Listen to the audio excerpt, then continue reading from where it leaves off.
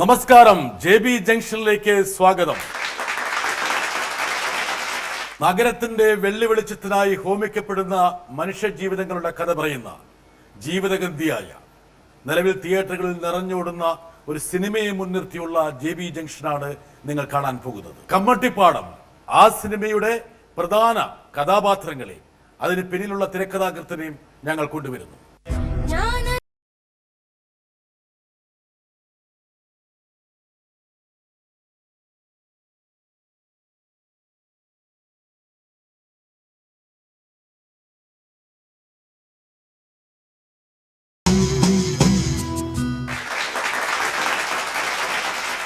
ബാലേട്ട, വലിയ സന്തോഷമുണ്ട് താങ്കളെ പുതിയ രൂപത്തിലും ഭാവത്തിലും കാണാൻ കഴിയുന്നതിൽ. പ്രേക്ഷകർക്ക് അറിയാവുന്നതുപോലെ നിലവിൽ നിറഞ്ഞോടുന്ന ഒരു സിനിമയുടെ വളരെ പ്രധാനപ്പെട്ട കഥാതന്തുക്കളും ഇനങ്ങളുമാണ് നമ്മുടെ മുമ്പിലിരിക്കുന്നത്. ആ കഥയുടെ ശില്പി മണികണ്ഠൻ എന്നുള്ള പുതിയ താരോദയത്തിൻ്റെ ഒരു പ്രസരണമാണിപ്പം നമ്മുടെ സ്റ്റുഡിയോയിൽ നടക്കുന്നത്. മണികണ്ഠൻ ഇപ്പോൾ അല്പം ഒരു ഭയമുണ്ടോ? അത് ബാലട്ടനെ കൂടെ ഇരിക്കുന്നതിന്റെ ഭയമാണോ? അതുകൊണ്ട് ഭയമുണ്ട്. നമ്മളൊരു സാധ്യത എന്നോട് പറഞ്ഞത് ബ്രിട്ടാസ് സാറിന്റെ മുമ്പിൽ ഇരിക്കുന്ന വരുമ്പോ ഒരു ചെറിയൊരു വിഷമോട് പറഞ്ഞു. അപ്പൊ ഞാൻ പറഞ്ഞു, എടാ വിറയ്ക്കുന്നുണ്ട്, നീയും വിറയ്ക്കുന്നുണ്ട്, ഞാനും വിറയ്ക്കണം. തണുപ്പാണോ അതോ ഒരു ഭയം കൊണ്ടാണോ? നമ്മളൊരു പാവാന്നുള്ള കാര്യം മറ്റുള്ള അറിയാവുള്ളൂ. അതെ അതെ. മണിയണ്ട ഒന്ന് എന്നെ ആക്രമിക്കാൻ നിൽക്കുന്ന പോലെ ആക്രമണം ഏറ്റുവാങ്ങാൻ നിൽക്കുകയാണ്. ഞാൻ ഈ മണികണ്ഠനെ കണ്ടപ്പോൾ ഇപ്പോൾ മണികണ്ഠൻ്റെ ശരീരത്തിൽ ടീഷർട്ടും ഇല്ല, ഈ ജീൻസും ഇല്ല, ഒരു ഷഡ്ഡി മാത്രം ഇട്ട് നിൽക്കുന്നു. ആ രംഗം എനിക്ക് മറക്കാൻ പറ്റുന്നില്ല. ഞാൻ പറയുകയാണ്, ആ രംഗത്തിലൊന്ന് കയറി നിന്നെ മോളിൽ കയറി ഒരു ആക്ഷൻ നടത്തണം എന്ന് പറഞ്ഞാൽ മണികണ്ഠൻ ചെയ്യും. എന്റെ സംവിധായകൻ പറയാണ് ഞാൻ ചെയ്യും. ഇതല്ലേ തിരക്കഥാകൃത്തിരിക്കുന്നത്, അതിന്റെ അപ്പുറത്തല്ല രണ്ടുപേരും പറഞ്ഞേക്കരുത്. മണികണ്ഠ, എനിക്ക് നിങ്ങളെ കാണുമ്പോഴാണ് പേടി. എന്താ കാരണം എന്ന് വെച്ചാൽ ആ സിനിമയിൽ മണികണ്ഠനൊക്കെ നടത്തിയ ആ ജ്വലിക്കുന്ന പ്രകടനം, ആ പ്രകടനത്തിന് മുന്നിൽ ഭയക്കാത്ത ഒരാളുണ്ടാവില്ല. ആ ഭയത്തിന് മുന്നിൽ ഒരു ആദരവും ഉണ്ടാവും സ്വാഭാവികമായിട്ടും. ആ ഒരു കഥാപാത്രത്തെ ഒരു ഇലക്ട്രിഫൈങ് ആയിട്ട് അവതരിപ്പിക്കാൻ കഴിഞ്ഞ ഒരു ശേഷി. മണികണ്ഠന്റെ കൂടെ ഒരാളും കൂടി അഭിനയിച്ചിരുന്നു. ആരായിരുന്നു ഓർമ്മയുണ്ട്? നായകനല്ല, അമ്മാളുടെ അല്ല, ഒരു പല്ല്.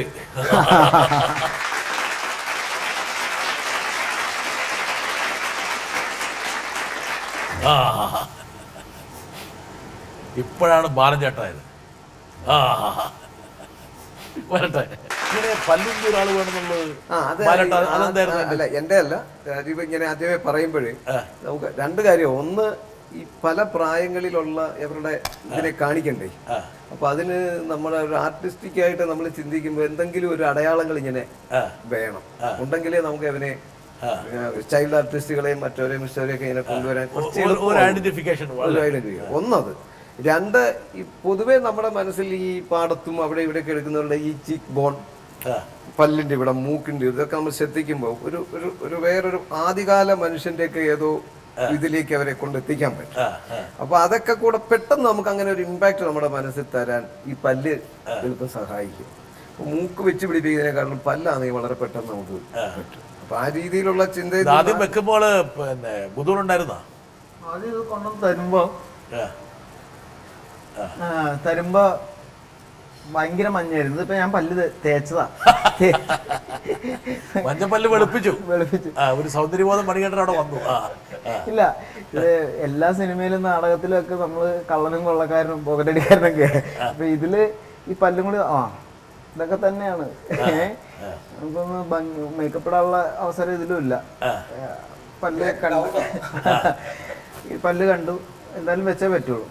ഞാൻ വെച്ച് കഴിഞ്ഞ് ഇത് ഈ ക്യാരക്ടറും അങ്ങോട്ട് ഇഷ്ടപ്പെടാൻ തുടങ്ങിയപ്പോൾ, ക്യാരക്ടർ മനസ്സിലാക്കാനും ഇഷ്ടപ്പെടാൻ തുടങ്ങിയപ്പോൾ പിന്നെ ഈ പല്ല് ഞാൻ ഊരിയിട്ടില്ല.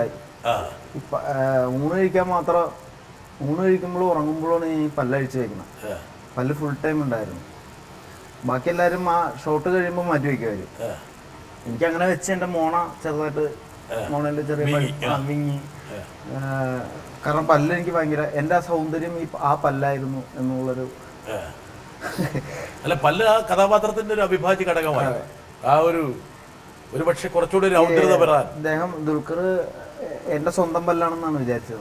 വേറൊരു പാർട്ടിയിൽ വെച്ചിട്ട് ഞങ്ങളുടെ പാക്കപ്പിന്റെ ഒരു ആഘോഷത്തിൽ വെച്ച് എന്നെ പല്ലില്ലാതെ കണ്ടപ്പോഴാണ് പെപ്പായിരുന്നല്ലേ അങ്ങനെ അത്രയ്ക്കും പല്ലുമായിട്ട് ഭയങ്കര അടുപ്പമായി. ഒരു അധ്യാപകൻ, നാടകകൃത്ത്, അഭിനേതാവ്, തിരക്കഥാകൃത്ത്, അങ്ങനെ പല പല രൂപഭാവങ്ങളിലൂടെ താങ്കൾ കടന്നു പോയിട്ടുണ്ട്. താങ്കളെ അടുത്തറിയാവുന്ന ചില ആൾക്കാരും നമ്മുടെ അടുത്തുള്ള ആൾക്കാരാണ്. അപ്പോൾ താങ്കളുടെ ചില സവിശേഷതകളൊക്കെ കുറച്ച് പൊടിപ്പും തൊങ്ങലും ചേർത്തൊക്കെ എൻ്റെ അടുത്ത് പറഞ്ഞിട്ടുണ്ട്. പല കുരുത്തക്കേടുകളും എൻ്റെ അടുത്ത് പറഞ്ഞിട്ടുണ്ട്. അത് മണികണ്ഠൻ അറിയുണ്ടാവില്ല, അത് അറിഞ്ഞാൽ മണികണ്ഠൻ ഇവിടുന്ന് എഴുന്നേറ്റ് പോകും. അതാണ് ഈ കാണുന്ന അത്ര നിഷ്കളങ്കനൊന്നും അല്ല ഈ മനുഷ്യൻ. അറിയോ? എനിക്ക് എൻ്റെ ഒരു ക്യാമ്പിൽ ഞാൻ പ്രബീർ ഗുഹ എന്ന് പറയുന്ന ഒരു ബംഗാളി സംവിധായകൻ്റെ നാടക സംവിധായകൻ്റെ ഒരു ക്യാമ്പ് നടന്നു എറണാകുളത്ത്, ഇവിടെ പച്ചാളത്ത്. അപ്പോൾ അവിടെ ബാലേട്ടൻ ഗസ്റ്റായിട്ട് വന്നിട്ടുണ്ടായിരുന്നു. അപ്പോൾ ഒരു ബാലേട്ടനായിട്ട് സ്പീച്ച് ഉണ്ടായിരുന്നു. അപ്പോൾ ഏകദേശം കുറച്ച് കാര്യങ്ങളൊക്കെ മനസ്സിലായി. അതായത് നമ്മള് ചീത്തവാക്ക് എന്ന് പറയപ്പെടുന്ന ചില വാക്കുകൾ വളരെ മനോഹരമായി നമുക്ക് രസിക്കാൻ പറ്റുന്ന, വളരെ മനോഹരമായി എങ്ങനെയാണ് ചീത്തവാക്കുകൾ പറയുന്നതെന്നുള്ളതിന്റെ മാസ്റ്ററാണ്. എല്ലാവരും സ്ത്രീകളടക്കം എണീറ്റ് നിന്ന് കൈയടിക്കുന്ന പോലെയാണ് ആ വാക്കിനെ പ്രസന്റ് ചെയ്യുന്നത്. അപ്പൊ എത്ര വലിയ ചീത്തവാക്കാണേലും ബാലേട്ടൻ പറയുമ്പോൾ അത് നല്ല വാക്കാണ്, നല്ല വാക്കാണ്. അതെങ്ങനെയാ നടക്കുന്നത് എനിക്ക് പറഞ്ഞു. ചിലപ്പോ സന്ദർഭമായിരിക്കും, സന്ദർഭവും സാഹചര്യമായിരിക്കും വാക്കുകളെക്കാൾ കൂടുതൽ. അത് കൊള്ളാം. വാക്കുകൾ ആര് പറയുന്നുള്ളൂ വളരെ പ്രധാനമാണ്. ഏത് സന്ദർഭത്തിൽ. പക്ഷെ ഞാൻ ഇപ്പം അദ്ദേഹം പറഞ്ഞ വാക്ക് ഞാൻ പറയാൻ പോയി കഴിഞ്ഞാൽ എനിക്ക് അടി കിട്ടും. അദ്ദേഹത്തിന് ഇത് പറയാൻ പറ്റുള്ളൂ. അദ്ദേഹം അതിന്റെ മുകളിൽ പല ഗവേഷണങ്ങൾ നടത്തിയതാണ്. അതിനു മുമ്പ് ഒരു സ്റ്റുഡന്റ് എന്തോ ഒരു ചീത്തവാക്ക് പറഞ്ഞിട്ട് പുറത്ത് വെയില് നിർത്തിയതാണ്. ഓ, അത് ശരി. ആ ക്യാമ്പിലാണ് ഇദ്ദേഹം വന്നിട്ട് അതിനേക്കാൾ വലിയ സ്റ്റേജിൽ പറയും. എനിക്കറിയത്തില്ല. അല്ല, അപ്പൊ വാക്കിലല്ല, അതിന്റെ പ്രസന്റേഷനിലും അത് പറയേണ്ട ഒരു സാഹചര്യം അതാണ്. അവിടെ ആ സ്റ്റുഡന്റ് പറയുന്നത് വേറെ ഒരു തെറ്റായിട്ട് ചെറിയ ഒരു എന്താ പറയാ കൊച്ചു പിള്ളേരൊക്കെ പറയുന്ന ഒരു ചീത്ത വാക്ക്. ബാലേട്ടൻ, നിങ്ങൾക്ക് പല രൂപഭാവങ്ങളുണ്ട്. നല്ലൊരു അധ്യാപകനായിരുന്നു. അല്പം വൈകിയാണെങ്കിലും നാടകം പോയി പഠിച്ചു. നിങ്ങളുടെ ഉള്ളിൽ എപ്പോഴും ഒരു കലാകാരൻ ഇങ്ങനെ തുളുമ്പി നിൽപ്പുണ്ടായിരുന്നു. അതെപ്പോഴാണേലും വന്ന് താങ്കളെ ഇങ്ങനെ ഇടയ്ക്കിടയ്ക്ക് ഇങ്ങനെ സന്നിവേശിച്ചുകൊണ്ടിരിക്കുകയാണ് താങ്കളുടെ മുകളിൽ. ഇപ്പോൾ താങ്കൾ തൃപ്തനാണോ? ഒരുപക്ഷെ താങ്കൾ എത്തേണ്ടടുത്ത് എത്തിയോ? ഓരോ സന്ദർഭത്തിലും ഞാൻ സംതൃപ്തനായാണ് കടന്നു പോകുന്നത്. കാര്യം എന്ന് വെച്ചാൽ നമ്മൾ പൊതുവെ പറയാറുള്ള ചില എളിമ, ചില ഭവ്യത, ഇതൊക്കെ മനഃപൂർവ്വം അല്ലാതെ ഞാൻ സ്വയം ഇങ്ങനെ ആർജിച്ചു വെച്ചിട്ടുണ്ട്. കാര്യം എവിടൊക്കെയാണോ നമ്മൾ അതിലൊന്നും അങ്ങ് പെട്ടുപോകാതിരിക്കുന്നത്, അപ്പോൾ നമ്മൾ സ്വസ്ഥനാണ്. ഞാൻ ഒന്നും ചെയ്യാതിരിക്കുമ്പോഴും എനിക്ക് ഞാൻ സംതൃപ്തനായി. ഞാൻ അപ്പോഴാണ് നമുക്ക് ഒന്നിലും ഒരു നാടകം എഴുതാൻ തോന്നുന്നതോ ഒരു നാടകം അവതരിപ്പിക്കാൻ തോന്നുന്നത്, അപ്പോഴും നമ്മൾ സംതൃപ്തനാണ്. എന്നുവെച്ചാൽ പരാതി പറയാൻ തുടങ്ങിക്കഴിഞ്ഞാൽ പിന്നെ ജീവിതകാലം മുഴുവൻ നമുക്ക് അത് പറഞ്ഞുകൊണ്ടേ ഇരിക്കാൻ പറ്റും. അപ്പൊ അതിലും നല്ല വഴി ഇതിൽ ഏത് വേണം. നമ്മുടെ പരാതി പരിഹരിക്കാൻ ആർക്കും സമയമില്ല, ഒന്നും പറ്റത്തില്ല.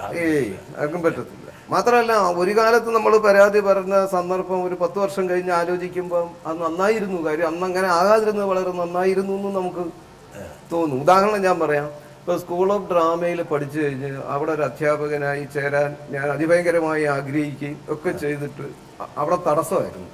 അപ്പം ഞാനങ്ങ് ഭയങ്കര ഫ്രസ്ട്രേഷൻ, തകർന്ന് തരിപ്പണമായി, എന്താ ആത്മഹത്യ ചെയ്താൽ എന്താണ്, അങ്ങനെ ഇങ്ങനെ എന്നൊക്കെ ഉള്ള എല്ലാ പ്രശ്നങ്ങളും വരും.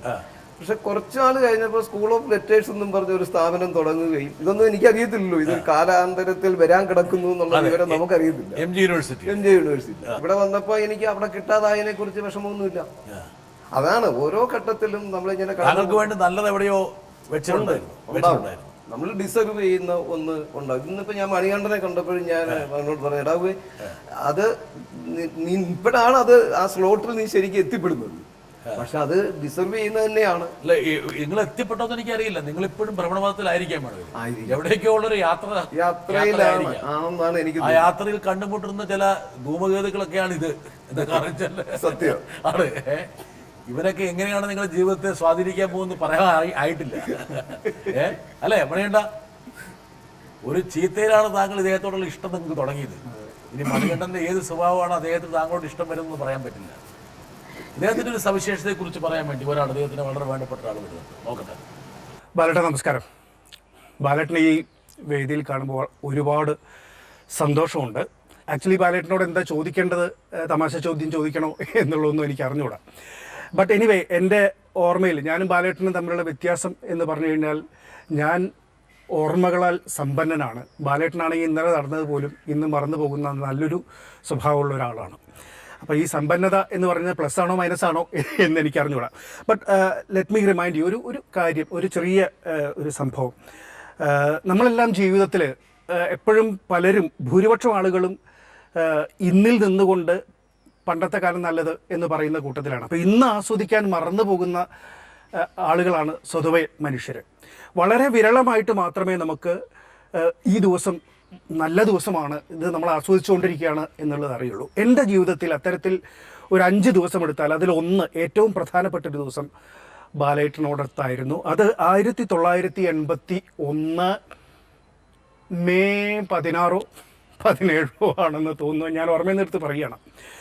അന്ന് എൻ്റെ കൂടെ ഉണ്ടായിരുന്നത് ബാലേട്ടൻ, ഞാൻ, ശ്യാമപ്രസാദ്, നമ്മുടെ കൂടെ പഠിച്ച ഇന്ന് ഓസ്ട്രേലിയയിലുള്ള ബാബു സെബാസ്റ്റ്യൻ. ഓർക്കുന്നുണ്ടോ ദിവസം? ഒന്നുകൂടെ ഓർമ്മപ്പെടുത്തരാം.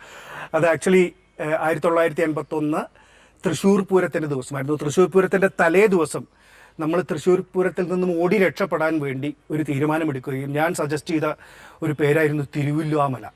അത് ബാലേട്ടന് ഭയങ്കര ഇഷ്ടമാവുകയും തൃശ്ശൂർ പൂരത്തിൻ്റെ അന്ന് രാവിലെ നമ്മൾ തിരുവില്ലുവാമല പോവുകയും അവിടെ ഒരു പ്ലാനും ഇല്ലാതെയാണ് നമ്മൾ 4 പേരും പോകുന്നത്. അമ്പലത്തിൽ തൊഴുതതിന് ശേഷം അമ്പലത്തിൻ്റെ ബാക്കിലുള്ള അമ്പലത്തറയിൽ വന്നിരിക്കുകയും ഒരു പാട്ടാണ് ആദ്യം തുടങ്ങി. ബാലേട്ടനും, എൻ്റെ വ്യക്തമായ ഓർമ്മ, ബാലേട്ടനും ശ്യാമപ്രസാദും ഇരുന്ന് നമ്മളെല്ലാവരും ഇരിക്കുകയായിരുന്നു. അതിൻ്റെ തുടക്കത്തിൽ ഒരു പാട്ട് പാടി. ഓർക്കുന്നുണ്ടോ ആ പാട്ട്? 1981 മെയ് 16 17 ഇദ്ദേഹം ചെയ്ത കാര്യങ്ങൾ ഒരാൾ ഓർമ്മ വെച്ചിരിക്കുകയാണ്. അതൊരു പാട്ടിലൂടെയാണ്. ഇന്നത്തുള്ളത് നമുക്കൊരു പാട്ടൊക്കെ പാടിക്കുന്നത്. ആ പാട്ടായെന്ന് ഓർമ്മയുണ്ടോ? എനിക്ക് തോന്നുന്നു ശ്രീരാമചന്ദ്രന്റെ ഭാര്യ സീതാതകതൈ തന്നിൽ വസിച്ച കാലം തകതകതൈ, ഇങ്ങനെയുള്ള ഒരു വരിയാണെന്നാണ് എൻ്റെ ഓർമ്മ. മറന്നുപോയി അതൊക്കെ? ഞാൻ പറഞ്ഞ പോലെയാണ്. ഞാൻ be in the present moment, ഈ നിമിഷങ്ങളിൽ കൂടുതൽ വർത്തമാനത്തിൽ ജീവിക്കുന്നത്. മറ്റേതിനെ കഴിയുന്നതും എൻ്റെ വീട്ടിലൊക്കെ പ്രശ്നങ്ങൾ ഉണ്ടാകാറുണ്ട്.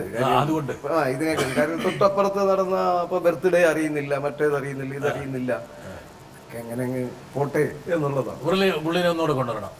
എന്താ കാരണം വെച്ചാല് എന്താണെന്നുള്ളത് അറിയില്ല. അത് തന്നെയാണോ? കിട്ടുന്നുണ്ടോ? കിട്ടുന്നുണ്ടെങ്കിൽ, ഇല്ലെങ്കിൽ ഞാൻ പറഞ്ഞുതരാം. പറയട്ടെ. പുരുഷോത്തമൻ, അങ്കാമാലി എന്നുള്ള പുരുഷോത്തമൻ ആണ് ആ പാട്ട് നമുക്ക് പറഞ്ഞു തന്നത്. ഓർക്കുന്നുണ്ടോ? ഇല്ലെങ്കിൽ ഞാൻ പാടിത്തരാം. വേണ്ട, വിഷമിക്കേണ്ട, ഞാൻ പാടിത്തരാം.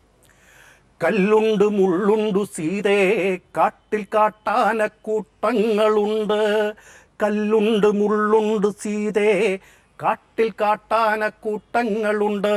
ഈ പാട്ടിൽ നിന്നാണ് മുഴുവൻ രാമായണവും നമ്മളവിടെ ആൽത്തറയിൽ യാതൊരു പ്ലാനിങ്ങും ഇല്ലാതെ പെർഫോം ചെയ്ത് തീർത്തത്. അന്ന് ആ ആൽത്തറയിൽ, ആ കുന്നിൻ്റെ പള്ളക്കുള്ള ആൽത്തറയിൽ ആരും ഉണ്ടായിരുന്നില്ല. പക്ഷേ നമ്മൾ ഈ രാമായണം മുഴുവൻ ആടി തീർന്നപ്പോഴേക്കും താഴെയുള്ള വീടുകളിൽ നിന്നൊക്കെ ഒരു ജനസഞ്ചയം തന്നെ നമ്മളത് ചെയ്തു കഴിഞ്ഞപ്പോൾ അവിടെ ഉണ്ടായിരുന്നു. അന്ന് ഉച്ചയ്ക്ക് ശേഷം നമ്മൾ പുനർജനി എന്ന് പറഞ്ഞ ഗുഹ അതിലേക്ക് പോയി. വൈകിട്ടും നമ്മൾ ആ ആൽത്തറയിലാണ് ആ രാത്രി മുഴുവനും കിടന്നുറങ്ങിയത്. അന്ന് പുനർജനി കാണിക്കാനും ഒക്കെ നമ്മുടെ കൂടെ ഒരു കൊച്ചു പയ്യനുണ്ടായിരുന്നു, ബാലു എന്നു പേരായിട്ടൊരു പയ്യൻ.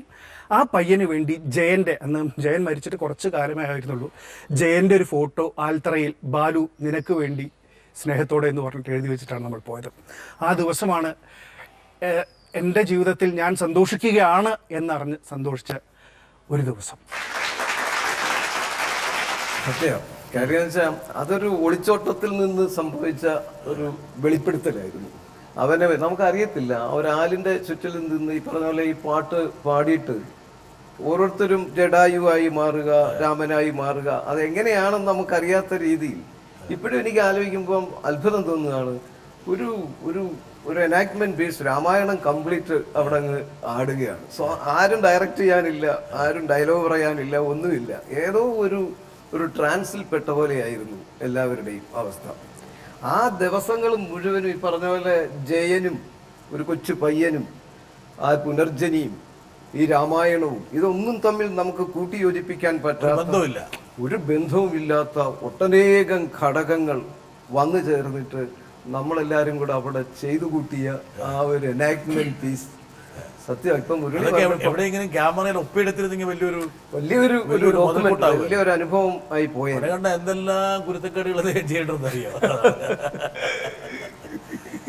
ഇദ്ദേഹത്തിന്റെ ഒരു വഴിത്താരയിലൂടെ പോകാൻ മണികണ്ട. ഇദ്ദേഹം ശാസ്താംകോട്ട അല്ലേ നിങ്ങളുടെ കൂടെ പഠിച്ച ഒരാളിനോട് പറഞ്ഞിട്ടുണ്ട്, താങ്കളെ അവിടെ മത്സരിപ്പിക്കാൻ ആദ്യം ആലോചിച്ചു, പിന്നെ വേണ്ടാന്ന് വിചാരിച്ചു. അത് കഴിഞ്ഞ് വേറൊരാളെ മത്സരിപ്പിച്ചു. അപ്പോൾ താങ്കൾ അവന് വേണ്ടിയിട്ട് അതിഭീകരമായി പ്രവർത്തിച്ചു. നിങ്ങളുടെ പെർഫോമൻസിലാണ് അവൻ വിജയിച്ചത്.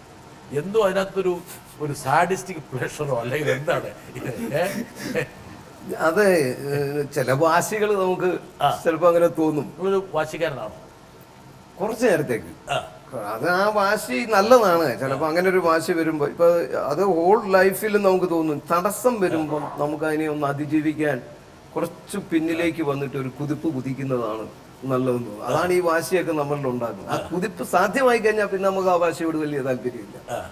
അതിന് ഇതൊക്കെ നമ്മളെ സഹായിക്കും. നമ്മളൊരു നൈമിഷികമായിട്ടൊരു അത്രേ ഉള്ളൂ. മണികണ്ഠ ഇദ്ദേഹത്തിന്റെ ഒരു വാശി നിങ്ങൾ കണ്ടിട്ടുണ്ടോ?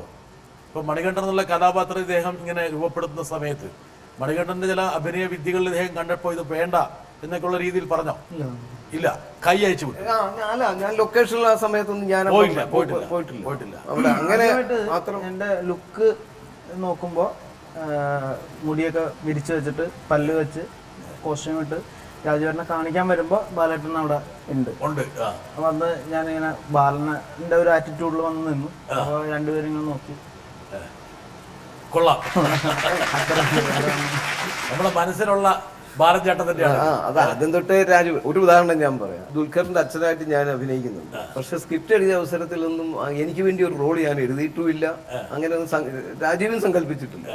അതൊരു മൂന്നാമത്തെ ഡ്രാഫ്റ്റ് വായിച്ചപ്പം രാജീവ് പറഞ്ഞു, ബാലേട്ട അതെ നമുക്കൊരു പൊക്കം കുറഞ്ഞ വലിയ വണ്ണമൊന്നും ഇല്ലാത്ത ഇച്ചിരി താടിയൊക്കെ ഉള്ള ഒരാള് നമുക്ക് ആ മാധവേട്ടന്റെ റോള് ചെയ്താൽ ചിലപ്പം അങ്ങനെ വന്ന് നമുക്ക് നോക്കിയാലോ എന്ന്.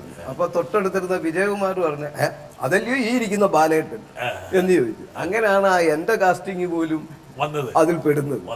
അല്ലാതെ നമ്മളില്ല. അതുപോലെ ഈ ബാലന്റെ ഒക്കെ കാര്യം വരുമ്പോ എപ്പോഴും രാജു പറയും നമുക്കിങ്ങനെ കവിൾ അങ്ങനെ ഇരിക്കണം, നമുക്കിങ്ങനെ നോക്കാം, മറ്റേതായിരിക്കും, അവനൊരു വലിയ പൊക്കമൊന്നും വേണ്ട, നമുക്ക് അങ്ങനെ ഇങ്ങനെ അന്ന് പറയും. അത് കറക്റ്റിന് ഒരുത്തൻ രൂപപ്പെട്ടുകൊണ്ടിരിക്കുകയാണ്. അവനിങ്ങനെ ഒരു രൂപമായിട്ട് ഒരിടത്ത് ഇരിപ്പുണ്ട്.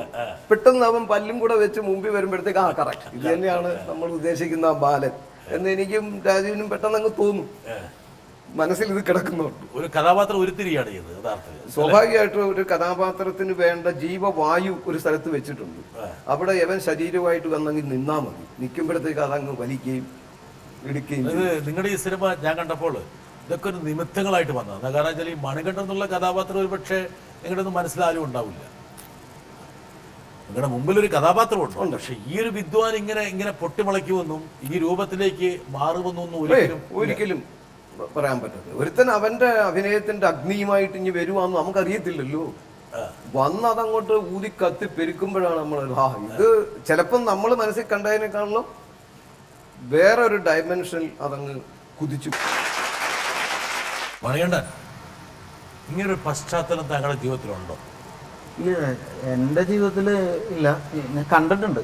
അതായത് ഈ ബാലൻ എന്ന് പറയുന്ന ഒരു ക്യാരക്ടറിന്റെ സ്വഭാവമായിട്ട് എന്റെ സ്വഭാവം കുറെയൊക്കെ വ്യത്യാസമുണ്ട്. കുറെയൊക്കെ വ്യത്യാസമുണ്ടെന്ന് പറയുമ്പോൾ കുറെയൊക്കെ സാമ്യമുണ്ടെന്നുള്ള അർത്ഥം വരുന്നു. ഇല്ല അയ്യോ അല്ലേ ബാലൻ എന്ന് പറയുന്ന ആ കഥാപാത്രത്തിന്റെ സ്വഭാവങ്ങളിൽ മണികണ്ഠനുമായിട്ട് ഒരു സാമ്യമില്ല.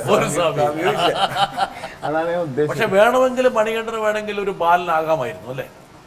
അല്ലേ, ഇപ്പൊ എല്ലാ മനുഷ്യരിലും നമ്മളൊരു വളർന്നു വരുന്നൊരു സാഹചര്യത്തില് ഒരു റേസ് റെറ്റിലൂടെ നമ്മൾ പോകുന്നു. ഇദ്ദേഹം വേണമെങ്കിൽ സ്കൂൾ ഓഫ് ഡ്രാമയുടെ അധ്യാപനായിട്ട് വേറെ വഴിത്താരയിലേക്ക് പോയായിരുന്നു. അദ്ദേഹം ലെറ്റേഴ്സിൽ വന്നുകൊണ്ട് വേറെ രീതിയിൽ എത്തി. അധ്യാപനായതുകൊണ്ട് ഈ പറഞ്ഞ തെറിയൊക്കെ പറയുമ്പോൾ വളരെ മധുരമായിട്ട് പറയും. അതല്ലായിരുന്നെങ്കിൽ ഏത് രൂപത്തിലായിരിക്കും പറയുന്നത്. ഇത്തരം ചേട്ടന്മാരൊക്കെ കണ്ടിട്ടുണ്ട്. പിന്നെ അവരോട് ഇപ്പൊ ഈ കൃഷ്ണനും ഗംഗയ്ക്കും ബാലചേട്ടനോട് തോന്നിയിട്ടുള്ള ഒരു സ്നേഹം അല്ലെങ്കിൽ ഒരു ഇൻസ്പിറേഷൻ അതെനിക്കും പല ചേട്ടന്മാരോട് തോന്നിയിട്ടുണ്ട്. ഈ സാറ് പറഞ്ഞതുപോലെ ഞാൻ നാടകക്കാരനായില്ലായിരുന്നെങ്കിൽ അവിടെ ബാസബേരി എന്ന് പറയുന്ന ഒരു നാടക സംഘം തൃപ്പൂണിത്തുറയിൽ ഇല്ലായിരുന്നെങ്കിൽ ചിലപ്പോൾ ഞാനും എന്തെങ്കിലുമൊക്കെ ഒരു കൊട്ടേഷൻ ആവാനുള്ള സാഹചര്യങ്ങളൊക്കെ ഉണ്ടായിരുന്നു. ആകാനുള്ള സാമൂഹിക ഭൗതിക സാഹചര്യങ്ങൾ ഉണ്ടായിരുന്നു. പക്ഷെ നാടകമാണ് അദ്ദേഹത്തിനെ അല്പം മാറ്റിയത്. അതെ, അല്പമല്ല, നന്നായിട്ട് അധികം. അതായത് എൻ്റെ ഭാഷ തന്നെ നാടകമാണ്. ഞാനിപ്പോൾ സംസാരിക്കുന്നത് നാടകം തന്ന ഭാഷയാണ്. അപ്പം ഈ കല എങ്ങനെയാണ് ഒരു മനുഷ്യനെ നവീകരിക്കുന്നതിന് ഒരു ഉദാഹരണമാണ് അല്ലെ മണികണ്ഠൻ. അല്ലെങ്കിൽ മണികണ്ഠൻ അസലായിട്ട് ഒരു ഗംഗയായിട്ടോ അല്ലെങ്കിൽ ഈ പറഞ്ഞ ബാലനായിട്ടോ മാറേണ്ടതാണ്. അങ്ങനെയുള്ളൊരു സാഹചര്യമാണ് ഉള്ളത്. ഉണ്ടെന്ന് പറയാം. അല്ല, ഇതിനോടൊക്കെ ഒരു നിങ്ങളെയൊക്കെ അങ്ങനെ ആക്കാൻ കഴിയുന്ന ഒരു സാഹചര്യം ഉണ്ടെന്ന് പറയാം. അത് പറയാം. അതുകൊണ്ടാണ് ഇപ്പുറത്തെ നാടകം വേറെ രീതിയിൽ അവനെ ആക്കാനുള്ള മറ്റൊരു സാഹചര്യം. ആ സാഹചര്യത്തിൽ വന്ന് പെടുമ്പം ഈ എനർജിയൊക്കെ ഇപ്പുറത്ത് വേറെ രീതിയിൽ വരുവാണ്. ഈ നാട്ടിലെവിടെങ്കിലും ഇടിയോ അല്ലെങ്കിൽ ബസ്സുകാർ തമ്മിലുള്ള പ്രശ്നം അങ്ങനെയൊക്കെ വന്നു കഴിഞ്ഞാൽ ഞാൻ അവിടെ പോയി നിൽക്കും. അതിനോട് എനിക്ക് അത് കാണാനുള്ള ഒരു ആഗ്രഹമാണ്. പക്ഷെ അതിനേക്കാൾ കൂടുതൽ നാടകത്തിന് ഇഷ്ടപ്പെട്ടതാണ് എന്റെ ഭാഗ്യം. ഒരു സംഘർഷത്തിൽ നിന്ന് ഒരു നിരീക്ഷകനായിട്ടെങ്കിലും നിൽക്കാനുള്ള ഒരു കൗതുകമുണ്ട്. അതിൽ നിന്ന് അപ്പുറത്തേക്കുള്ള ദൂരം വളരെ കുറവാ. അതെ, ചില ആൾക്കാർ പിടിച്ചിടുകയും അങ്ങോട്ട് പോയില്ല. വരട്ടെ. ജീവിക്കാൻ വേണ്ടിയിട്ടുള്ള ഒരു ബുദ്ധിമുട്ടിൽ മിക്കവാറും പണിക്ക് പോയിരുന്ന സ്ഥലങ്ങളിൽ വീണ്ടും പണിക്ക് ചെല്ലാൻ പറ്റാത്തൊരു അവസ്ഥ മണികണ്ഠനുണ്ടായിട്ടുണ്ട്. അത്തരം സന്ദർഭങ്ങളിൽ മണികണ്ഠന് ഈ കലാപ്രവർത്തനങ്ങൾ മുന്നോട്ട് കൊണ്ടുപോകുന്നതിൽ വളരെയേറെ തടസ്സം നേരിട്ടതായി മനസ്സിലാക്കിയപ്പോൾ ചമ്പക്കര മാർക്കറ്റിൽ എപ്പോഴും ഈ എല്ലാ പ്രവർത്തനങ്ങളും കഴിഞ്ഞ് വന്നാലും സ്ഥിരം ഒരു ജോലി ഉണ്ടാവുന്ന തരത്തിലേക്ക് ചമ്പക്കര മാർക്കറ്റിലെ ചെറിയൊരു പണി ഏർപ്പാട് ചെയ്ത് കൊടുക്കാൻ ഞാൻ ശ്രമിച്ചിട്ടുണ്ട്. ഇപ്പോൾ ഈ കമ്മട്ടിപ്പാടം എന്ന സിനിമയിലൂടെ ഇത്രയേറെ അംഗീകാരം മണികണ്ഠന് കിട്ടിയപ്പോൾ വളരെയേറെ സന്തോഷം എനിക്ക് തോന്നുന്നു. എനിക്ക് മണികണ്ഠനോട് ചോദിക്കാനുള്ളത്, ഇന്നിപ്പോൾ ഇത്രയേറെ നല്ല രീതിയിൽ അംഗീകാരം കിട്ടി നിൽക്കുന്ന മണികണ്ഠൻ ഈ കഴിഞ്ഞ കാല പ്രവർത്തനങ്ങൾ, പ്രത്യേകിച്ച് ഈ നാടകമടക്കമുള്ള തെരുവ് നാടകമടക്കമുള്ള ഈ പ്രവർത്തനങ്ങളിൽ നിന്ന് ഇത്തരം ഒരു വളർച്ചയിലേക്ക് എത്രമാത്രം എത്രമാത്രം ഈ മറ്റു പ്രവർത്തനങ്ങൾ മണികണ്ഠനെ സ്വാധീനിച്ചിട്ടുണ്ട് എന്ന്, പ്രത്യേകിച്ച് ഇടതുപക്ഷ പ്രസ്ഥാനങ്ങൾ അടക്കമുള്ള പ്രസ്ഥാനങ്ങളിൽ എത്രമാത്രം മണികണ്ഠനെ ഈ വളർച്ചയിൽ സ്വാധീനം ചെലുത്തിയിട്ടുണ്ട് എന്ന് അറിഞ്ഞാൽ കൊള്ളാം. താങ്കൾക്കൊരു ജോലി വെച്ചിട്ടുണ്ട്. അതെ, അതെ. എവിടെയൊക്കെ പോയി കറങ്ങി വന്നാലും ഈ മറ്റുള്ള ജോലികൾക്ക് കുറച്ച് ഉത്തരവാദിത്വം കൂടുതലാണ്. ഇതിനും ഉത്തരവാദിത്വം ഉണ്ട്, പക്ഷെ ഇവരത് കോംപ്രമൈസ് ചെയ്ത് വന്ന മെയിൻ വെട്ടറാണ് ചമ്പക്കര മാർക്കറ്റിൽ. പ്രകാശൻ എന്ന് പറയുന്ന എൻ്റെ ആശാന്റെ തട്ടിലാണ്. നന്നായിട്ട് മീനൊക്കെ മുറിക്കുമോ? അത്യാവശ്യം നന്നായിട്ടൊന്നുമല്ല, ഒരു പണിയും പഠിച്ചിട്ടില്ല എന്നുള്ളതാണ് എൻ്റെ ഭാഗ്യം. അല്ലെങ്കിൽ ആ പണി ചെയ്ത് കാശ് ഉണ്ടാക്കുക. ഇപ്പം ബാലേട്ടന്റെ മനസ്സിൽ നമുക്കൊന്ന് കൂടുമ്പോൾ മണികണ്ഠനെ കൊണ്ട് നന്നായിട്ടൊന്ന് മീൻ അല്ല, അതൊക്കെ കേട്ടാ മനസ്സിലുള്ള ആഗ്രഹമാണ് അല്ലേ? സത്യം. അപ്പൊ എൻ്റെ വേറൊരു സുഹൃത്തുണ്ട്, നാടകക്കാരനാണ് ഷാബുചേട്ടൻ. ഷാബുചേട്ടൻ മാർക്കറ്റിലെ ചുമട്ടുതൊഴിലാളിയാണ്. ഷാബുചേട്ടനും ദിനേശേട്ടനും കൂടിയാണ് മാർക്കറ്റിൽ ഇങ്ങനൊരു ജോലി തയ്യാറാക്കി തന്നത്. ഈ മറ്റുള്ള ജോലികൾക്കൊക്കെ പോകുമ്പോൾ അവർക്കത് ബാധിക്കും. നമ്മൾ സിനിമ അല്ലെങ്കിൽ നാടകം എന്നൊക്കെ പറഞ്ഞ് പോകുമ്പോൾ വേറൊരാളില്ലെങ്കിൽ പ്രശ്നമാണ്. അപ്പം അത് കാരണം അങ്ങനെ ഒരു ബുദ്ധിമുട്ടുണ്ടായിരുന്നു. പിന്നെ ആൾ ചോദിച്ച ചോദ്യം തെരുവ് നാടകങ്ങളാണ്. ഇപ്പം ഈ ഷഡ്ഡിപ്പുറത്ത് നിന്നിട്ടുള്ള ആ സീനിൽ ഏറ്റവും കൂടുതൽ എന്നെ സഹായിച്ചിട്ടുള്ളത് തെരുവ് നാടകമാണ്. സ്വാഭാവികമായും ഓഡിയൻസ് ഉണ്ടെങ്കിൽ എനിക്ക് ഇപ്പൊ ഇവരൊന്ന് കൈയടിച്ച് ഞാൻ ഒന്ന് എണീറ്റ് വെക്കും. കയ്യിൽ ഭയങ്കര വീക്കൻസാണ്. അപ്പോൾ തെരുവ് നാടകം ഭയങ്കരമായിട്ട് എന്നെ സഹായിച്ചിട്ടുണ്ട് അത്തരം കാര്യം. രാഷ്ട്രീയ ധാരയുടെ കാര്യം. അതെ, അതായത് തെരുവ് നാടകങ്ങൾ കളിക്കുന്നത് കേരളത്തിൽ കൂടുതൽ LDF ആണ്. LDF ആണ് തെരുവ് നാടകങ്ങളെ ഇപ്പോഴും ഒരു ഡയറക്ഷൻ ലൈഫിൽ തരുന്നുണ്ട്. അതെ, അതെ, തീർച്ചയായിട്ടും. നമുക്ക് അത്ര ബോധമില്ലാത്ത രീതിയിൽ തന്നെയാണ് അത് വന്നുകൊണ്ടിരിക്കുന്നത്. അതെല്ലാം ഇപ്പോഴും ഈ ഇവിടെ ഇരിക്കുമ്പോഴും എനിക്ക് അതിൻ്റെ ഒരു പിൻബലത്തിലാണ് ഞാൻ ഇന്ന് സംസാരിക്കുന്നത്. ഈ തെരുവ് നാടകങ്ങളും പാർട്ടി തന്നിട്ടുള്ള പെർഫോമൻസ് ആണ് കേട്ടോ അല്ലേ? ഇത് തവാങ് എന്ന് പറയുന്ന സ്ഥലത്ത് ഞങ്ങൾ ഭാഷയില്ല, മൈമാണത്. കൽക്കട്ട, ആസാം അവിടെയൊക്കെ പോയി. ഇത് ഹയവദന വിജയകുമാർ സംവിധാനം ചെയ്തിട്ടുള്ള ഹയവദന. മണികണ്ഠ ഈ സന്തോഷം വരുമ്പോൾ ഉറക്കെ പാടുമല്ലേ മണികണ്ഠൻ അല്ലേ? പാടും. ഒന്ന് കൈ അടിച്ചു കൊടുത്ത്. കൊണ്ടുവാ തങ്കമയിലെ വേലപ്പനെ കൊണ്ടുവാ തങ്കമയിലെ കൊണ്ടുവാ തങ്കമയിലെ വേലപ്പനെ കൊണ്ടുവാ തങ്കമയിലെ കൊണ്ടുവാ തങ്കമയിലെ വെലപ്പനെ കൊണ്ടുവാ തങ്കമയിലെ ആടി വരുവാണ്ടി വേലാണ്ടി ആടി വരുവാണ്ടി തെറ്റ് തെരുവില തേരോടും വീതിയിൽ ആടി വരുവാണ്ടി സന്തനം കുങ്കുമം പൂസുങ്കടി നല്ല കന്തൻ കരുണയ പാടുങ്കടി സന്തനം കുങ്കുമം പൂസുങ്കടി നല്ല കന്തനം സന്തനം കുങ്കുമം പൂസുങ്കടി നല്ല കന്തൻ കരുണയ പാടുങ്കടി അടി വരുവാണ്ടി മുരുകൻ അടി വരുവാണ്ടി. ഓ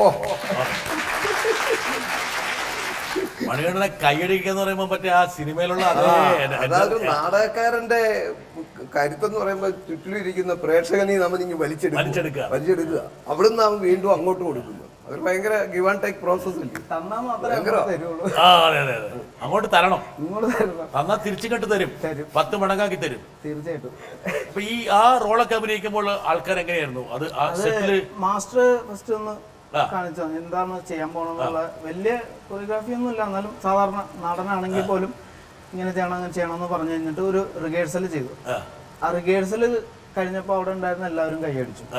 അപ്പൊ പിന്നെ നമുക്ക് പിന്നെന്ന് വെച്ച് കഴിഞ്ഞാൽ പിന്നെ ഉത്തരവാദിത്തമാണ് അടുത്തത്. അതിനേക്കാൾ കൂടുതൽ കൈയടി അവരെ കൈയടിപ്പിക്കണം എന്നുള്ളൊരു ഉത്തരവാദിത്തം ഉണ്ട്. അവര് കൈയടിച്ച് അവര് മോശക്കാരാവരുതല്ലോ. ടേക്ക് പോകുമ്പോ നമ്മൾ തെറ്റിച്ച് കഴിഞ്ഞാൽ റിഹേഴ്സലിന് കൈയടിച്ച് അവര് മോശക്കാരാവും. അപ്പൊ അവരോടുള്ള ഒരു ഉത്തരവാദിത്വം കൂടി ഉണ്ട്. അപ്പൊ ഒന്നും കൂടി ഡയലോഗിലാണ് മണികണ്ഠന് ഏറ്റവും കൂടുതൽ കൈയടി കിട്ടിയത് ആ ലൊക്കേഷനില് ഈ സീനിൽ കൈയടി കിട്ടി. പിന്നെ നിനക്ക് ഇടിക്കണം ആ ഡയലോഗ് പറഞ്ഞു പറയണ്ട. നിനക്ക് ഇടിക്കണാന്ന് ഇടിച്ചു പൊളിക്കണ പന്നീനെ.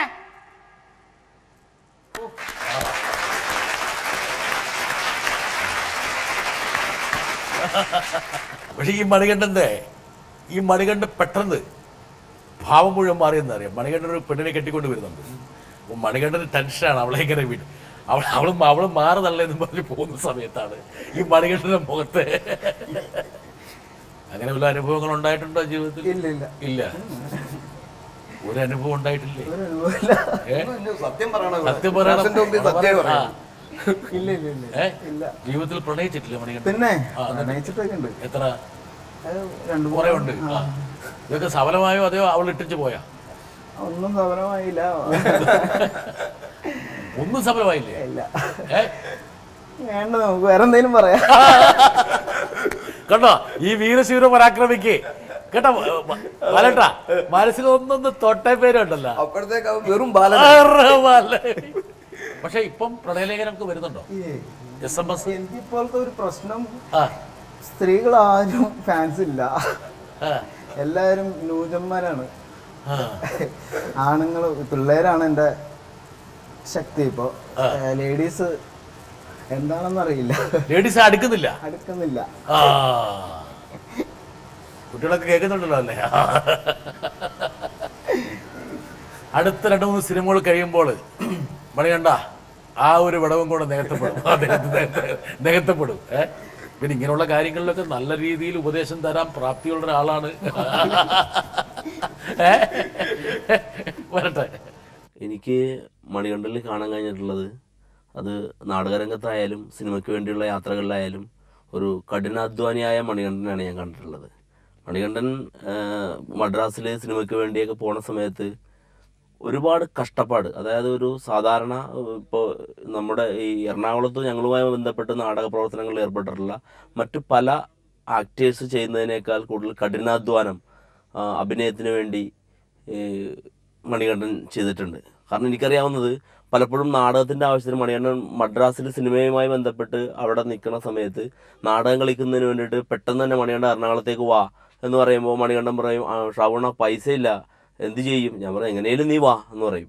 പക്ഷേ പിറ്റേ ദിവസമല്ല, എൻ്റെ പിറ്റേ ദിവസം രാവിലെ മണികണ്ഠൻ എറണാകുളത്ത് എത്തിയിട്ടുണ്ടാവും. അപ്പോൾ ഞാൻ ചോദിക്കും, എങ്ങനെയാണ് നീ എത്തിയത് എന്ന് ചോദിക്കും. അപ്പോൾ പറയും, ജനറൽ കമ്പാർട്ട്മെൻറ്റിൽ ടിക്കറ്റ് എടുക്കാതെ സീറ്റിൻ്റെ അടിയിൽ കിടന്നിട്ടാണ് ഞാൻ വന്നത്. പേടിയായ കാരണം ആളുകളുടെ കാലിൻ്റെ ഇടയ്ക്ക് സീറ്റിൻ്റെ അടിയിൽ കിടന്ന് അങ്ങനെ യാത്ര ചെയ്യുന്ന, അത്രയും കഷ്ടപ്പെട്ട് കലയ്ക്ക് വേണ്ടി ഇവിടെ നാടകമുണ്ട്, അഭിനയിക്കാൻ അവസരമുണ്ട് എന്ന് പറയുമ്പോൾ അതിനു വേണ്ടി ഓടിയെത്തുന്ന മണികണ്ഠനെ എനിക്കറിയാവുന്നത്. ഞങ്ങൾ ഒരുമിച്ച് ഒരിക്കൽ ഒരു നോർത്ത് ഈസ്റ്റ് യാത്ര പോയി, ഒരു നാടക യാത്ര, 6 പേരടങ്ങുന്ന കലാസംഘത്തിൻ്റെ ഒരു യാത്ര.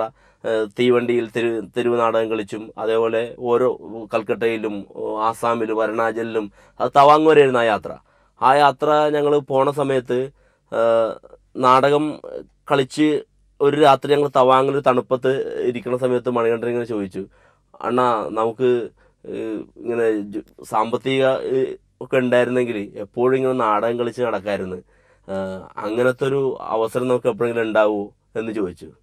ഞാൻ ചോദിക്കുന്നത്, ഇപ്പോൾ മണികണ്ഠന് ഇങ്ങനെ ഒരു ഭാഗ്യം, ഒരവസരം വന്നിരിക്കുകയാണ്. അപ്പോൾ ഇനിയുള്ള മണികണ്ഠൻ്റെ യാത്രയിൽ അന്ന് മണികണ്ഠൻ എന്നോട് ചോദിച്ച, അതായത് എന്നും ഇതേപോലെ നമുക്ക് സാമ്പത്തികം ഉണ്ടാകുമ്പോൾ നമുക്ക് നാടകം കളിക്കാൻ കഴിയുമോ എന്ന് പറയുന്നത് പോലെ മണികണ്ഠൻ്റെ തിരക്കുകൾക്കിടയിൽ നാടകം കളിക്കാനായിട്ടുള്ള ഒരു സന്നദ്ധത മണികണ്ഠൻ കാണിക്കുമോ എന്നാണ് എനിക്ക് ചോദിക്കാനുള്ളത്. മണികണ്ഠന്റെ ഹൃദയത്തിൽ കയറി ഒരു പിടുത്തം പിടിച്ചിട്ടുണ്ട്, അല്ലേ? ഒന്ന് കുത്തി. പ്രളയത്തിന് ശേഷം രണ്ടാമത്തെ ഒരു കുത്താണത്. ഒരു കാര്യം തീരുമാനിച്ചു വന്നതാ, കരയരുതിട്ടോ മണിന്ന് എന്നോട് പറഞ്ഞിട്ട് വന്ന. ആര് പറഞ്ഞു? ഞാൻ എന്നോട് തന്നെ പറയേ. കണ്ണില് വെള്ളം വന്നല്ലോ, വന്നല്ലോ വെള്ളം, വന്നല്ലോ വെള്ളം, വന്നല്ലോ. ആര് പറഞ്ഞു വന്നില്ല? പലട്ടം നോക്കി അതൊരു കലാകാരനാണ്. നല്ലൊരു കലാകാരനാകുമ്പോ അവൻ അങ്ങനെ മനസ്സലി കണ്ടപ്പോ കലങ്ങി. നല്ലതാണ് മണികണ്ഠൻ. അതായത് താങ്കളുടെ പഴയ സുഹൃത്തുക്കളൊക്കെ ഒരുപക്ഷെ താങ്കളുടെ ഈ പ്രശസ്തിയിൽ സന്തോഷിക്കുമ്പോൾ പോലും ഞങ്ങളെ ആ മണികണ്ഠൻ നഷ്ടപ്പെട്ടു പോകരുതേ എന്നുള്ളൊരു ചിന്ത അവരിലുണ്ട്. ഞാൻ ഏതൊരു പത്രത്തിൽ പറഞ്ഞത്, എൻ്റെ കഷ്ടപ്പാടും എൻ്റെ ഈ മനസ്സും ആണ് എന്നെ ഇവിടെ എത്തിച്ചത്. ഇത് മാറരുത് എന്നാണ് എൻ്റെ പ്രാർത്ഥന. അതായത് അമിതമായ പണവും അമിതമായ പ്രശസ്തിയൊക്കെ വന്ന് എന്നെ മായയിലിട്ട് ചുറ്റിക്കരുത്. ഇങ്ങനെ ഒരു മനുഷ്യനായിട്ട് തന്നെ നല്ല ആക്ടറായിട്ട് എൻ്റെ ആക്ടിങ് സ്കില്ലുകൾ വളരുന്ന സാഹചര്യങ്ങൾ ഉണ്ടാവുക. പക്ഷേ മണികണ്ഠ, ഇത് ഈ ഇരിക്കുന്ന ബാലനെന്നോ ചോദിച്ചു നോക്ക്, എത്രയോ ആൾക്കാർ ഉയരങ്ങളിലേക്ക് പോവുകയും ആ മായാപ്രപഞ്ചത്തിൽ അടിപ്പെടുകയും ചെയ്യുന്ന രംഗങ്ങൾ കണ്ടിട്ടുള്ളതാണ്. സിനിമയിൽ പ്രശസ്തിയും പദവിയും പണവും വരുമ്പോൾ സ്വഭാവത്തിൽ മാറ്റം വരും. പണ്ട് കള്ളവണ്ടി കയറി വന്ന ആളാന്നുള്ള കാര്യം ഇപ്പോൾ പറഞ്ഞിട്ടുണ്ട്. വല്ല റെയിൽവേക്കാരിത് കേട്ട് കഴിഞ്ഞാൽ മുൻകാലപ്രാബല്യത്തോടെ കേസെടുക്കും.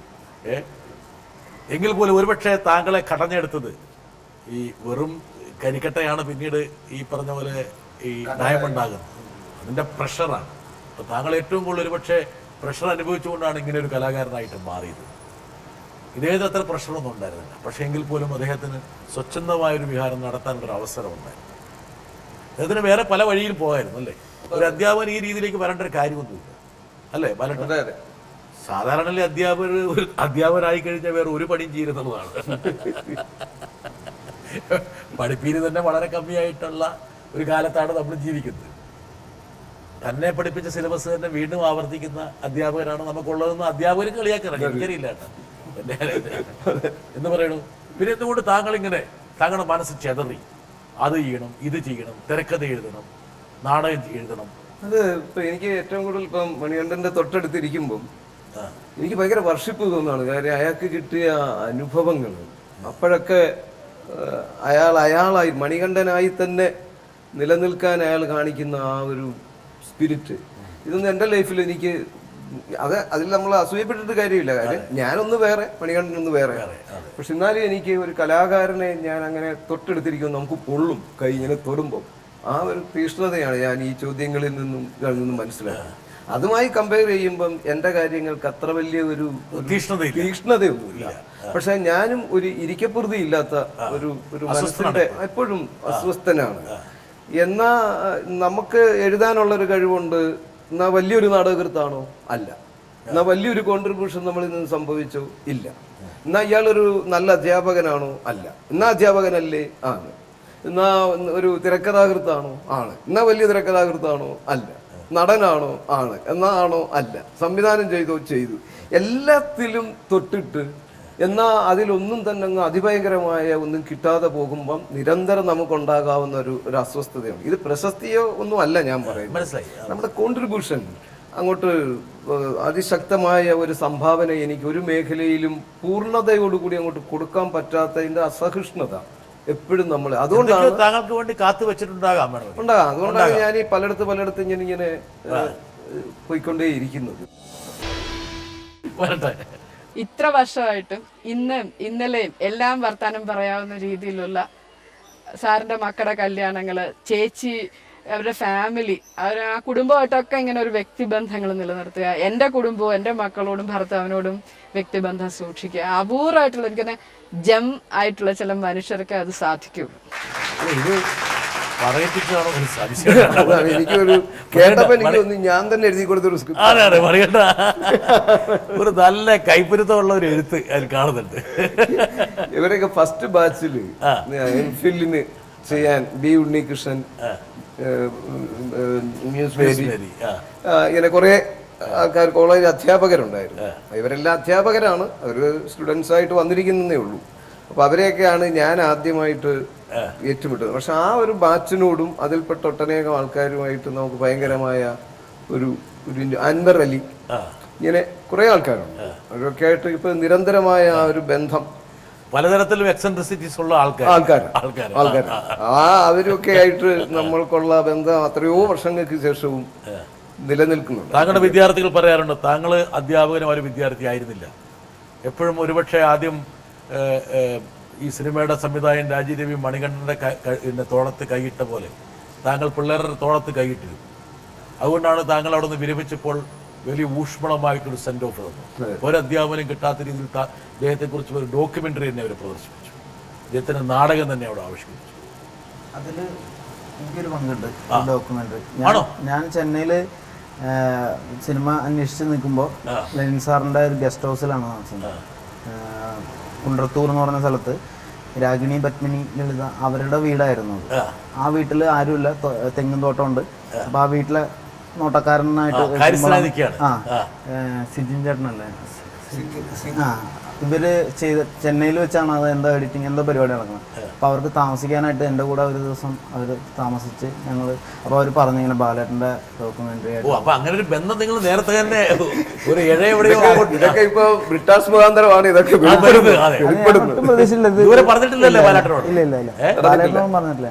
ഇനി പറയാത്തായിട്ട് മറ്റു കാര്യങ്ങൾ എന്തൊക്കെയാണ്? ഇല്ല ഇല്ല, ഒന്നുമില്ല. അപ്പൊ അന്ന് അങ്ങനെ ചർച്ച ചെയ്തായിരുന്നു അവര് എന്നോട് ബാലേട്ടന് സെന്റ് ഓഫിന്റെ. എനിക്ക് തോന്നുന്നത് ഈ സ്കൂൾ ഓഫ് ഡ്രാമയിൽ ഞാൻ പഠിക്കാൻ ചെല്ലുമ്പം ഏറ്റവും കൂടുതൽ പ്രായമുള്ള ആളാണ് ഞാൻ. ഇപ്പൊ ശ്യാമപ്രസാദ് ഒക്കെ എന്റെ കൂടാണെന്ന് പറഞ്ഞാലും എന്നെക്കാട്ടിലും എത്രയോ വയസ്സിന് എളുപ്പമാണ്. ഞാൻ MA-യും B.Ed ഒക്കെ കഴിഞ്ഞ് പിന്നെ തോറ്റ് ഇങ്ങനെ കുറെ പ്രായമായതിനു ശേഷമൊക്കെയാണ് ഞാൻ ചെല്ലുന്നത്. അപ്പൊ അന്ന് അവർക്ക് എന്നെ എങ്ങനെ വിളിക്കണമെന്ന് അറിഞ്ഞുകൂടാ. കൂടെ പഠിക്കുന്ന ഒരാളിനെ കയറി പെട്ടെന്ന് കയറി ബാലാന്ന് വിളിക്കാൻ പറ്റത്തില്ല, ബാലേന്ദ്ര എന്ന് പറ്റത്തില്ല. അങ്ങനെ അവിടുന്നാണ് ഈ വിന്ധ്യനും ശ്യാമും അവരെല്ലാം കൂടെ ചേർന്ന് എന്നെ ഈ ബാലേട്ടാന്ന് വിളിക്കുന്നത്.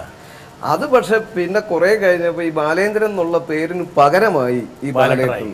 അപ്പൊ സ്കൂൾ ഓഫ് ലിറ്ററേച്ചറിലെയും ഒരനുഭവം എനിക്കുള്ളത്, അവിടുത്തെ അധ്യാപകരും ബഹുഭൂരിപക്ഷം ആൾക്കാരും വിദ്യാർത്ഥികളും. ഇപ്പൊ വിദ്യാർത്ഥികളോട് ചോദിക്കാം നിങ്ങളെ ആരാണ് പഠിപ്പിക്കുന്നത്, അതിപ്പോ ഹാരിസ് മാഷാണ്, അല്ലെങ്കിൽ P.P. രവീന്ദ്രൻ മാഷാണ്, പിന്നെ ആരാ ഉള്ളത്, പിന്നെ ബാലേട്ടനാണ്.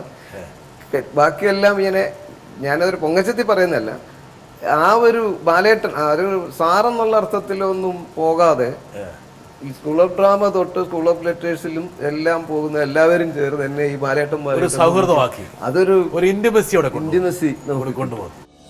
പുറത്തേക്ക് പോകുന്നതിനെക്കാട്ടിലും ഉള്ളിലേക്ക് പിടിച്ച് ആ ശ്വാസഗതിയൊക്കെ ആയിട്ട് വെറുതെ നിൽക്കത്തില്ല. അതൊരു ആക്ടർക്ക് ഇച്ചിരി ബുദ്ധിമുട്ടുള്ള കാര്യമാണ്. അതിലൊരു ആശങ്ക ഉണ്ടായിരുന്നു, ഈ മണികണ്ഠനെയും വിനായകനെയും ഇവരെയൊക്കെ വെച്ചൊരു സിനിമ എങ്ങനെ മുന്നോട്ട് കൊണ്ടുപോകും? സിനിമയ്ക്ക് വേണ്ടി മാത്രം എന്തിനാണ് ഒരു സെൻസർഷിപ്പ്? അതിന്റെ അർത്ഥം ആ സ്ഥാനങ്ങളിൽ വന്നിരിക്കുന്ന ആൾക്കാരുടെ ഔന്നത്യക്കുറവാണ് അത് സൂചിപ്പിക്കുന്നത്. ഗംഗ ഉണ്ടാക്കുന്നൊരു പെയിനുണ്ട്. വിനായകൻ അത് ഗംഭീരമായിട്ട് അഭിനയിച്ചു. എനിക്ക് തോന്നുന്നത് ഈ അടുത്ത സംസ്ഥാന അവാർഡോ നാഷണൽ അവാർഡോ ഒക്കെ വിനായകന് കൊടുക്കണം എന്നുള്ളതാണ്. നമുക്ക് വലിയ സന്തോഷമുണ്ട്. മികച്ച ടെലിവിഷൻ ഷോ ആയിട്ട് JB ജംഗ്ഷൻ 2014 തിരഞ്ഞെടുക്കപ്പെട്ടിരിക്കുന്നു. കമ്മട്ടിപ്പാടത്തിൻ്റെ വിജയത്തോടൊപ്പം തന്നെ ആ ഒരു വിജയം കൂടി ഞങ്ങൾ ആഘോഷിക്കുകയാണ്.